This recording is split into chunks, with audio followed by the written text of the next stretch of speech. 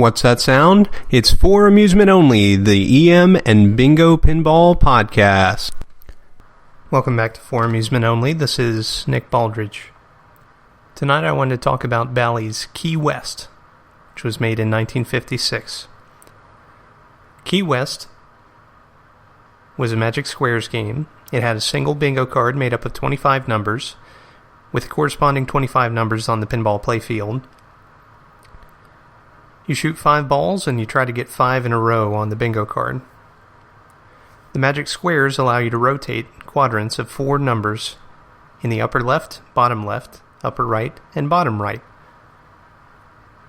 By default, if you get this feature by paying in money, you can only move A, B, and C. The first 3 quadrants, the bottom right, will not be lit by default. As you keep paying in more money, that unit will advance, and it'll either grant you a spotted number 2 or 18, and then finally quadrant D. This game has triple deck scoring, which carried on from the previous game, Big Show. That means there are separate odds for red lines, yellow lines, and green lines on the Backglass on the bingo card. All the odds have the same sets of numbers, but they can advance independently, meaning they all have the same sets of 3 numbers, indicating your replays awarded for 3 in a row, 4 in a row, and 5 in a row. Your 3 in a row odds bottom out or start at 4 replays for 3 in a row, 16 for 4 in a row, and 75 for 5 in a row. The maximum replays you can earn in any color: 192 for 3 in a row, 480 for 4 in a row, and 600 for 5 in a row. Now, as I mentioned, they can advance independently, so perhaps you have your red odds all the way up to 600, but your yellow odds are back down at 96, somewhere in the middle. And your green odds may be stuck at 96, but a lower 96 for 5 in a row. Looking at the Backglass image should enlighten you. This game has a Bally hole. Bally hole is number 16. If you land a ball in that and while the feature is lit, it will grant you first extra ball on this game. This game also has an extended time tree. You can either push your buttons before shooting your 4th ball, or, if the machine grants it to you, before shooting your 5th ball. Now, what's fantastic about this game, there are 2 things which are really special. The first is that it will score replays as soon as you shoot your 4th ball. Now, you may be wondering why that's a big deal. Well, if a game had an extended time tree previously, you would not be able to score twice. First of all, because odds were not counted separately, except in rare instances like Nightclub, for example, where there were red and yellow lines, which could be boosted to score different amounts. Secondly, this was a built-in mechanical check against awarding you twice as many replays as it should.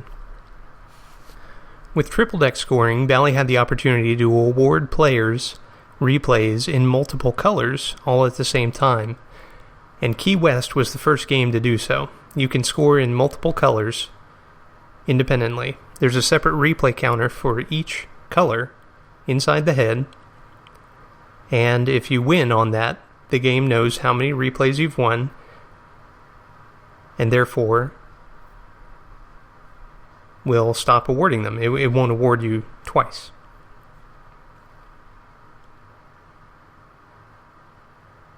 This also, because it would start counting replays as soon as you shot your 4th ball, if you tilted, you would still get some replays. That's not the case if you had an extended time tree before and tilted as you shot your 5th ball. Kind of frustrating. So you had to be on your P's and Q's in order to get any payoff at all. This game also has a corners feature. If you get the feature lit in all 4 corners, you earn your green 5-in-a-line odds. This game also has Select a Score. This is one of the only games with that feature. Select a Score will award the yellow odds for a red winner or the red odds for a yellow winner. And you get to choose. Number 1 scores regularly, red for red, yellow for yellow. And number 2, red for yellow, yellow for red. So this was a handy feature if you had red or yellow odds which were much higher than the other, and you have the feature lit, and you're able to make a combination in one or the other, you can still get the higher payoff. That's pretty handy. Now I'm just guessing, but that feature has to be locked out before you shoot your 4th ball. Otherwise, it's going to count things twice that it shouldn't. Now, the yellow and red rollovers each light independently, but they do the same thing. If yellow is lit and you roll over it, or if red is lit and you roll over it, it advances your time tree to after 5th. That's a handy thing. So, let's talk about the artwork. On the Backglass, Key West, as you might imagine, is another beach theme, a resort theme. You have multiple women at the beach. One's even hanging out with a guy under a beach umbrella. Unusual for the bingo artwork. You see the ocean in the background, palm trees far in the distance, and a lot of blue sky. Some of the women are wearing hats, the wide brims of which contain some of the odds. The cabinet has a palm tree on the head, much like other cabinets that we've seen previously. And the lower cabinet has a variety of sailboats on the water, sailing in the sunset. The Playfield has multiple women hanging out at the resort, getting ready to go to the beach. Some of them are just hanging out in front of the house or on the house or hotel or whatever this place is. You see a tree with hanging moss in the near distance.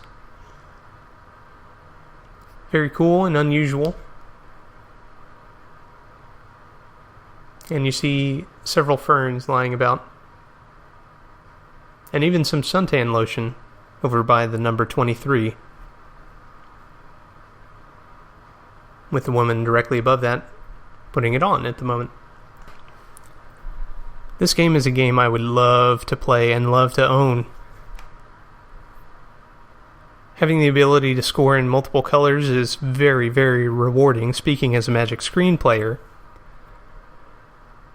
Getting that extended time tree and having the ability to collect in red, yellow, and green is one of the greatest thrills. Doing the same on a Magic Squares game would be fantastic. And I've played a couple of games with Magic Squares, advancing odds and extended time trees. But this game has some great artwork. And I've never seen it before, so it would be fun to give it a shot.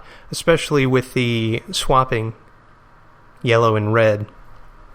I think that adds a whole nother layer to the strategy of the game, because you have to choose before shooting your 4th. So if you don't already have a winner set up, you have to be fairly confident that you can do it on your 4th and 5th ball.